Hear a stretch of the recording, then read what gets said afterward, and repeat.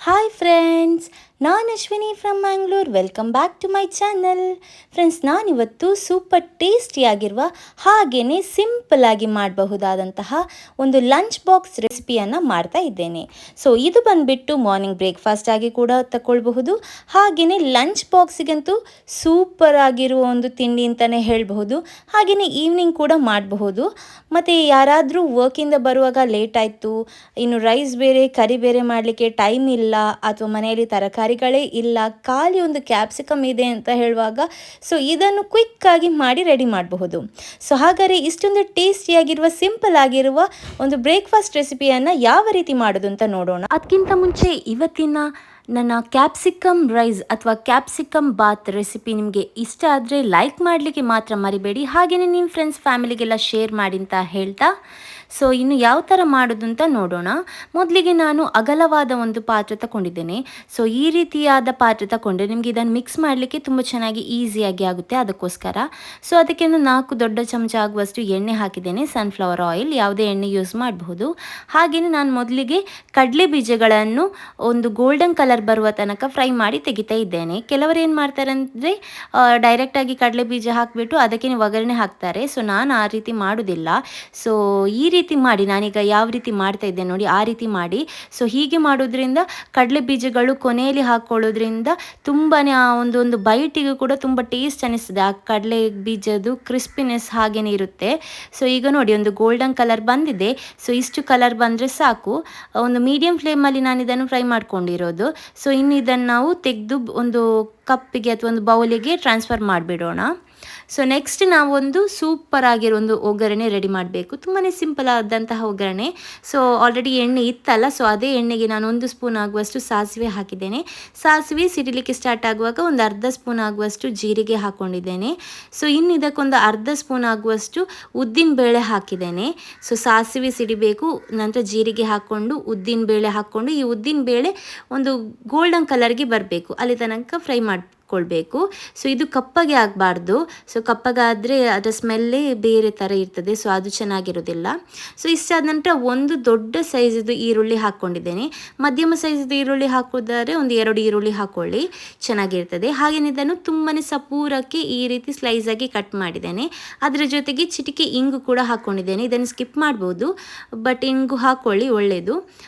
ಈಗ ನಾನು ಚೆನ್ನಾಗಿ ಒಮ್ಮೆ ಮಿಕ್ಸ್ ಕೊಡ್ತಾ ಇದ್ದೇನೆ. ಇದು ಲೈಟಾಗಿ ಕಲರ್ ಚೇಂಜ್ ಆಗಬೇಕು, ಅಂದರೆ ಹಸಿ ಸ್ಮೆಲ್ ಹೋಗಬೇಕು.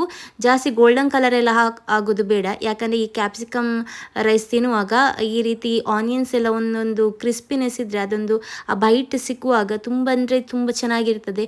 ಒಮ್ಮೆ ಈ ರೀತಿ ಮಾಡಿ ನೋಡಿ, ನಿಮಗೆ ಖಂಡಿತ ಇಷ್ಟ ಆಗ್ತದೆ. ಹಾಗೆಯೇ ಇದು ಬೆಳಿಗ್ಗೆ ಏಳೋದು ತಡ ಆದರೂ ಕೂಡ ಇದನ್ನು ಕ್ವಿಕ್ಕಾಗಿ ಮಾಡಬಹುದು, ಯಾಕಂದರೆ ತುಂಬಾ ಸಿಂಪಲ್. ಮನೆಯಲ್ಲೇ ಇರುವಂತಹ ಇಂಗ್ರೀಡಿಯೆಂಟ್ಸ್, ಇದನ್ನು ನೀವು ಯಾವ ರೀತಿ ಕೂಡ ಯಾವ ಮಸಾಲ ಹಾಕ್ಕೊಂಡು ಕೂಡ ಮಾಡಬಹುದು. ಸೊ ನೆಕ್ಸ್ಟ್ ನಾನು ಹೇಳ್ತೇನೆ, ಕೆಲವೊಂದು ಟಿಪ್ಸ್ಗಳನ್ನು ಕೊಡ್ತೇನೆ ನಿಮಗೆ. ಸೊ ತುಂಬ ಅಂದರೆ ತುಂಬ ಟೇಸ್ಟಿಯಾಗಿ ಬರ್ತದೆ. ಸೊ ಈ ಹಂತದಲ್ಲಿ ನಾನು ಬೆಳ್ಳುಳ್ಳಿ ಹಾಕ್ತಿದ್ದೇನೆ. ಒಂದು 10 ಎಸಳಾಗುವಷ್ಟು ಬೆಳ್ಳುಳ್ಳಿಯನ್ನು ಈ ರೀತಿ ಸಣ್ಣಕ್ಕೆ ಕಟ್ ಮಾಡಿ ಹಾಕಿದ್ದೇನೆ. ಅದರ ಜೊತೆಗೇ 3 ದೊಡ್ಡ ಸೈಜಿದು ಮೆಣಸನ್ನು ಈ ರೀತಿ ಉದ್ದಕ್ಕೆ ಕಟ್ ಮಾಡಿಬಿಟ್ಟು ಹಾಕ್ಕೊಂಡಿದ್ದೇನೆ. ದೊಡ್ಡ ಮೆಣಸು ಆದ್ರಿಂದ ನಾನು 3 ಮೆಣಸು ಹಾಕ್ಕೊಂಡಿದ್ದೇನೆ. ಹಾಗೆಯೇ ಬೆಳ್ಳುಳ್ಳಿಯನ್ನು ಸಣ್ಣ ಸಣ್ಣ ಪೀಸ್ ಮಾಡೋದ್ರಿಂದ ಮಕ್ಕಳು ಕೂಡ ತಿಂತಾರೆ, ಅವರಿಗೆ ಗೊತ್ತಾಗೋದಿಲ್ಲ ಬೆಳ್ಳುಳ್ಳಿ ಹಾಕ್ಕೊಂಡಿದ್ದೇವೆ ಅಂತ. ಸೊ ಬೆಳ್ಳುಳ್ಳಿ ಕೂಡ ಆರೋಗ್ಯಕ್ಕೆ ತುಂಬಾ ಒಳ್ಳೆಯದಲ್ಲ. ನೀವು ಬೇಕಾದ್ರೆ ಪೇಸ್ಟ್ ಮಾಡಿಕೊಂಡು ಕೂಡ ಹಾಕ್ಕೊಳ್ಬಹುದು. ಸೊ ಈಗ ಒಂದು ಚೆನ್ನಾಗಿ ಒಂದು ಮಿಕ್ಸ್ ಕೊಡಿ, ಯಾಕಂದರೆ ಬೆಳ್ಳುಳ್ಳಿಯ ಹಸಿ ಸ್ಮೆಲ್ ಎಲ್ಲ ಹೋಗಬೇಕು. ಅದು ಹಸಿ ಸ್ಮೆಲ್ ಹೋದ್ರೇ ಚೆನ್ನಾಗಿ ಬರೋದು. ಒಂದು ಒಳ್ಳೆ ಘಮ ಅಂತ ಸ್ಮೆಲ್ ಬರಬೇಕು, ಅಲ್ಲಿ ತನಕ ಫ್ರೈ ಮಾಡ್ಕೊಳ್ಬೇಕು. ಸೊ ಇದು ತುಂಬ ಕಪ್ಪಾಗಿ ಮಾಡಲಿಕ್ಕೆ ಬಿಡಬೇಡಿ, ಈರುಳ್ಳಿ ಎಲ್ಲ ಜಾಸ್ತಿ ಕಲರ್ ಬರೋದು ಬೇಡ. ಸೊ ಇಷ್ಟ ಆದರೆ ಸಾಕು. ಇನ್ನು ಇದಕ್ಕೆ ಒಂದು ದೊಡ್ಡ ಸೈಜಿದು ಟೊಮೆಟೊ ಹಣ್ಣನ್ನು ಹಾಕ್ಕೊಂಡಿದ್ದೇನೆ. ದೊಡ್ಡ ಸೈಜಿದು ಟೊಮೆಟೊ ಇಲ್ಲದಿದ್ದರೆ ಮಧ್ಯಮ ಸೈಜಿದು 2 ಟೊಮೆಟೊ ಕೂಡ ಹಾಕ್ಕೊಳ್ಬೋದು. ಹಣ್ಣಾಗಿರುವ ಟೊಮೆಟೊ ಹಣ್ಣು ಸಿಕ್ಕಿದರೆ ತುಂಬಾ ಚೆನ್ನಾಗಿರ್ತದೆ. ಸೊ ಇದ್ರ ಜೊತೆಗೆ ನಾನೀಗ ಕ್ಯಾಪ್ಸಿಕಮನ್ನು ಆ್ಯಡ್ ಮಾಡ್ತಾ ಇದ್ದೇನೆ, ಒಂದು ದೊಡ್ಡ ಸೈಜಿದು ಕ್ಯಾಪ್ಸಿಕಮ್. ಸೊ ಇದನ್ನು ನಾನು ಉದ್ದಕ್ಕೆ ಕಟ್ ಮಾಡಿ ಹಾಕ್ಕೊಂಡಿದ್ದೇನೆ. ನೀವು ಬೇಕಾದ್ರೆ ಕ್ಯೂಬ್ಸ್ ಥರ ಅಂದರೆ ಸ್ಕ್ವೇರ್ ಆಗಿ ಕೂಡ ಕಟ್ ಮಾಡಿಕೊಳ್ಬಹುದು. ಸೊ ಅಥವಾ ನೀವು ಗ್ರೀನ್ ಕ್ಯಾಪ್ಸಿಕಮ್ನ ಬದಲು ಒಂದು ಹಳದಿ ಬಣ್ಣದ ಕ್ಯಾಪ್ಸಿಕಮ್ ಎಲ್ಲ ಸಿಗ್ತದಲ್ಲ, ಕೆಂಪು ಬಣ್ಣದ್ದು, ಸೊ ಅದು ಕೂಡ ಇದರ ಜೊತೆ ಜೊತೆಗೇನೆ ಆ್ಯಡ್ ಮಾಡ್ಕೊಳ್ಬಹುದು. ಯಾಕಂದರೆ ಮಕ್ಕಳಿಗೆ ಕಲರ್ ಇದ್ದರೂ ಕೂಡ ಇಷ್ಟ ಆಗುತ್ತೆ ಅಲ್ಲ. ಸೊ ಹಳದಿ, ಕೆಂಪು, ಹಸಿರು ಈ ರೀತಿ ಕಲರ್ ಕೂಡ ಆ್ಯಡ್ ಮಾಡಿಕೊಂಡು ಹಾಕ್ಕೊಳ್ಬಹುದು. ನಾನಿವತ್ತು ಹಸಿರು ಕಲರ್ದು ಮಾತ್ರ ತಗೊಂಡಿದ್ದೇನೆ. ಸೊ ಇದು ಸ್ವಲ್ಪ ಹಣ್ಣಾಗಿತ್ತು, ಸೊ ಹಾಗೆ ಅಲ್ಲಲ್ಲಿ ಕೆಂಪಾಗಿತ್ತು. ಸೊ ಇದು ಚೆನ್ನಾಗಿರ್ತದೆ ತಿನ್ನಲಿಕ್ಕೆ. ಸೊ ನಾನು ಇದನ್ನು ತುಂಬ ಸ್ವಲ್ಪ ಸಾಫ್ಟಾಗಿ ಮಾಡ್ತೇನೆ, ಯಾಕಂದರೆ ಇದು ಕ್ರಿಸ್ಪಿಯಾಗಿದ್ದರೆ ರೈಸ್ ಬಾತಲ್ಲಿ ಚೆನ್ನಾಗಿರೋದಿಲ್ಲ ಅಂತ ಸ್ವಲ್ಪ ಇದನ್ನು ಮುಚ್ಚಿಬಿಟ್ಟು ಸ್ವಲ್ಪ ಬೇಯಿಸಿದ್ದೇನೆ. ಈಗ ಟೊಮೆಟೊ ಹಣ್ಣು ಮತ್ತು ಕ್ಯಾಪ್ಸಿಕಮ್ ಸ್ವಲ್ಪ ಸಾಫ್ಟ್ ಆಗಿದೆ. ಸೊ ಈ ಹೊತ್ತಿಗೆ ನಾವು ಮಸಾಲೆಗಳನ್ನು ಆ್ಯಡ್ ಮಾಡುವ. ಸೊ ಒಂದು 1/4 ಸ್ಪೂನ್ ಆಗುವಷ್ಟು ಅರಶಿನ ಪೌಡರ್ ಹಾಕ್ಕೊಳ್ತೇನೆ. ಸೊ ಈಗ ಗ್ಯಾಸನ್ನು ಫುಲ್ಲಾಗಿ ಲೋ ಫ್ಲೇಮಿಗೆ ತಂದು ಮಸಾಲೆಗಳನ್ನು ಆ್ಯಡ್ ಮಾಡ್ಕೊಳ್ಬೇಕು. ಹಾಗೆಯೇ ಒಂದು 1/4 ಸ್ಪೂನ್ ಆಗುವಷ್ಟು ಗರಂ ಮಸಾಲ ಪೌಡರ್ ಆ್ಯಡ್ ಮಾಡಿದ್ದೇನೆ. 1/4 ಸ್ಪೂನ್ ಹಾಕ್ಕೊಂಡ್ರೆ ಸಾಕಾಗ್ತದೆ. ನೀವೇನಾದ್ರು ಬೇರೆ ಮಸಾಲ ಹಾಕ್ಕೊಳ್ಳೋದಿದ್ರೆ ಇದೊಂದು ಅರ್ಧ ಸ್ಪೂನ್ ಹಾಕ್ಕೊಳ್ಳಿ. ಹಾಗೆಯೇ ಕೊತ್ತಂಬರಿ ಪೌಡರ್ ಕೂಡ ಒಂದು 1/4 ಸ್ಪೂನ್ ಹಾಕ್ಕೊಂಡಿದ್ದೇನೆ. ಮತ್ತು ರುಚಿಗೆ ತಕ್ಕಷ್ಟು ಖಾರ, ಅಂದರೆ ನಿಮ್ಮ ಖಾರಕ್ಕೆ ಎಷ್ಟು ಅನುಗುಣವಾಗಿ ಬೇಕಾದಷ್ಟು ಖಾರ ಹಾಕ್ಕೊಳ್ಳಿ. ನಾನೊಂದು 1/4 ಸ್ಪೂನ್ ಹಾಕ್ಕೊಂಡಿದ್ದೇನೆ. ಸ್ವಲ್ಪ ಜಾಸ್ತಿ ಸ್ಪೈಸಿನೆಸ್ ಬೇಕಾದರೆ ಒಂದು ಅರ್ಧ ಸ್ಪೂನ್ ಬೇಕಾದ್ರೂ ಹಾಕ್ಕೊಳ್ಬಹುದು, ಯಾಕಂದರೆ ಆಲ್ರೆಡಿ ಮೆಣಸು ಕೂಡ ಹಾಕ್ಕೊಂಡಿದ್ದೇವೆ, ನೋಡಿಕೊಂಡು ಹಾಕ್ಕೊಳ್ಳಿ. ಹಾಗೆಯೇ ಈಗ ನಾನು ಬೇರೆ ಮಸಾಲೆಗಳೆಲ್ಲ ಆ್ಯಡ್ ಮಾಡ್ತೇನೆ. ಅದಕ್ಕಿಂತ ಮುಂಚೆ ಒಮ್ಮೆ ಮಿಕ್ಸ್ ಕೊಟ್ಟಿದ್ದೇನೆ. ಈಗ ನಾನು ಚಿಕನ್ ಮಸಾಲ ಪೌಡರ್ ಬರ್ತದಲ್ಲ ಅದನ್ನು ಹಾಕ್ಕೊಂಡಿದ್ದೇನೆ. 1 ಸ್ಪೂನ್ ಆಗುವಷ್ಟು ಚಿಕನ್ ಮಸಾಲ ಪೌಡರ್, ಹಾಗೆಯೇ 1 ಸ್ಪೂನ್ ಆಗುವಷ್ಟು ಸಾಂಬಾರ್ ಮಸಾಲ ಇದೆ ಅಲ್ಲ ಅದನ್ನು ಹಾಕ್ಕೊಂಡಿದ್ದೇನೆ. ಈ ಸಾಂಬಾರ್ ಮಸಾಲದ ಬದಲು ನೀವು ಈ ವಾಂಗಿಬಾತ್ ಮಸಾಲ ಇರ್ತದಲ್ಲ ಅದನ್ನು ಕೂಡ ಆ್ಯಡ್ ಮಾಡ್ಕೊಳ್ಬಹುದು.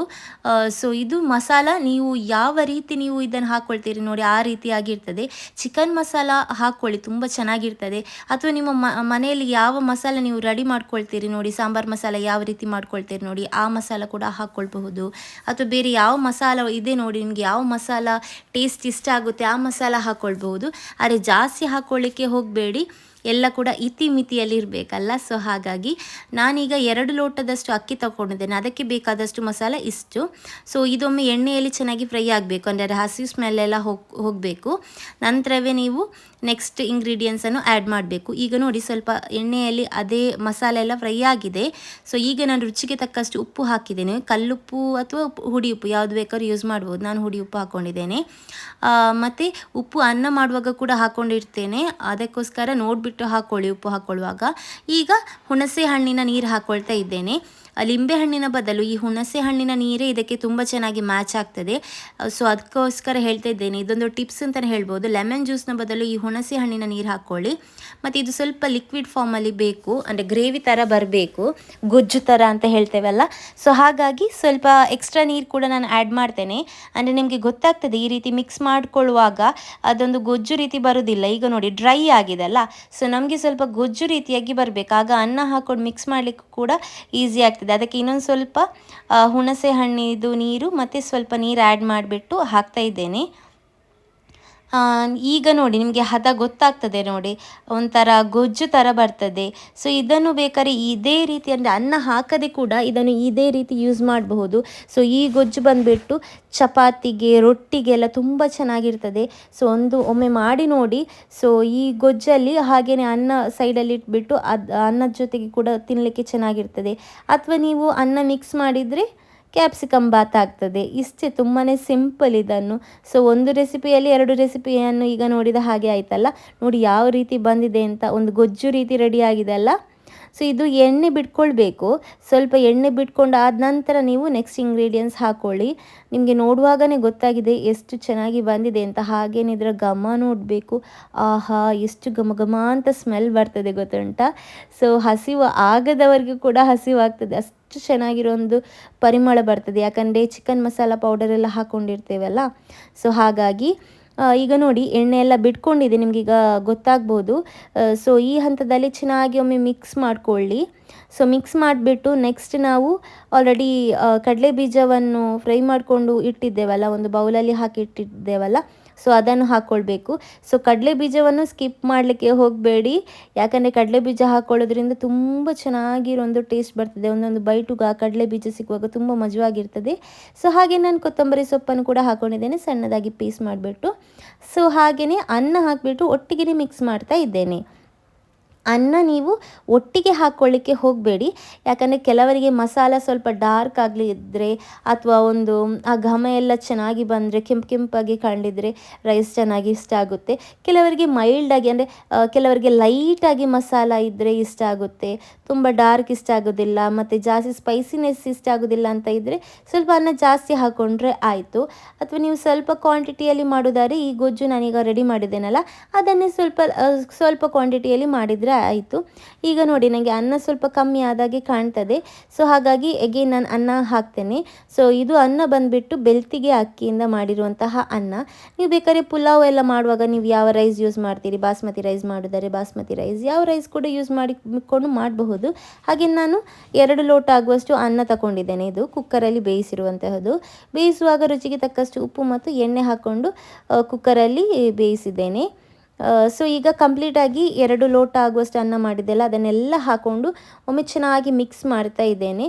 ಇದು ಚೆನ್ನಾಗಿ ಮಿಕ್ಸ್ ಆಗಿದೆ ನೋಡಿ, ಎಷ್ಟು ಚೆನ್ನಾಗಿ ಕಾಣ್ತಾ ಉಂಟು ನೋಡಿ.